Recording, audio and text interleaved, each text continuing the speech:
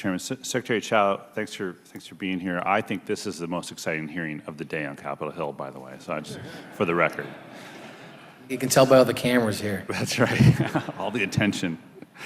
So, as you're probably aware, last year we had broad bipartisan agreement on about 80–90% of the FAA reauthorization bill, and it got hung up on the debate we're having today on this issue. We're here a year later, much has changed.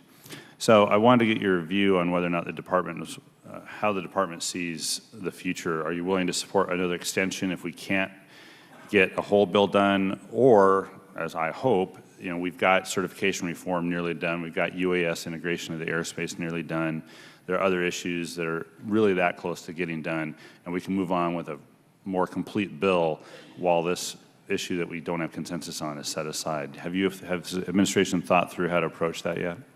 Obviously, we would prefer that this very important initiative of the liberation of the air traffic control be considered and successfully passed.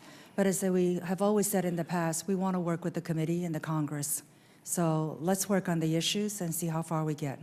I just think that we're looking for victories on infrastructure. This is one where everybody could claim a victory if we can get past this hang-up. But thank you for that as well. So in the proposal, the administration is, as I understand it, plans to transfer all air traffic control assets to this not-for-profit, non-government corporation free of charge.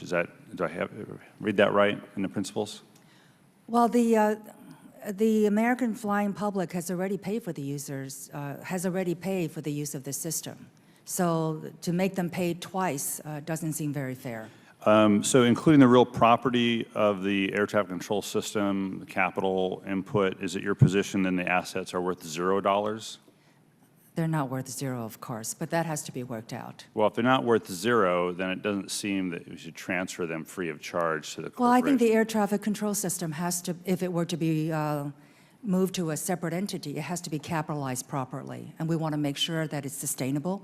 Currently, there's $5 billion in the Aviation Trust Fund, right, which has not been appropriated. Right. So all of these details, again, we are willing to work on all these details and look forward to talking further with the Congress. This is an imperfect analogy, but if I bought a house and I paid off my mortgage, if someone wants it, they just don't get it because if I'm a symbol of the U.S. taxpayer, I've already paid for it. They just don't get it. So I should get money for that. So I don't understand. Perhaps you can get back to us on this a little bit better, how the administration sees the fact that the U.S. taxpayer has put money into the system, and then that should just be transferred to a not-for-profit, non-government corporation, as you say. That makes no sense at all. You can say it makes sense, but I look forward to the complete analysis of that from your perspective.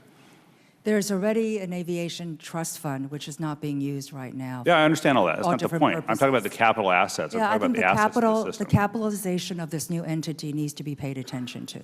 And again, we are open to discussing that with But if it's a not-for-profit, non-government, why the U.S. taxpayer the U.S. taxpayer, in my view, shouldn't be paying that not-for-profit, non-government corporation to capitalize it. They should be paying to capitalize it. Capitalizing it can come from different aspects of what is already there. So that is part of the delicate task of making the separation, which does require great care and deliberation. And we're very much aware of that. Great. So I understand on NextGen as well, you and I perhaps have a different view, or maybe we're saying it from different perspectives on this.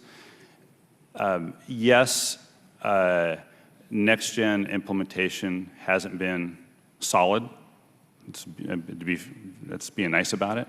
It's been fits and starts, but it is occurring. I've outlined some of the implementation that's occurred, and in fact, the Joint Planning Office in 2007 estimated that not only would NextGen infrastructure costs for the federal government range from $15 to $22 billion through 2025, but the aviation industry would range $14 to $20 billion. And today, where the costs the cost investment has occurred, that's about where the numbers are going to be. So there's one, and envisioning that it would take that long, and so that's not today, it's later, and the cost estimates are about where we estimated them back in 2007. So I'll close there, and I'm sorry for taking a little more time, Mr. Chairman, but I just think that there's another story to be told about next-gen implementation.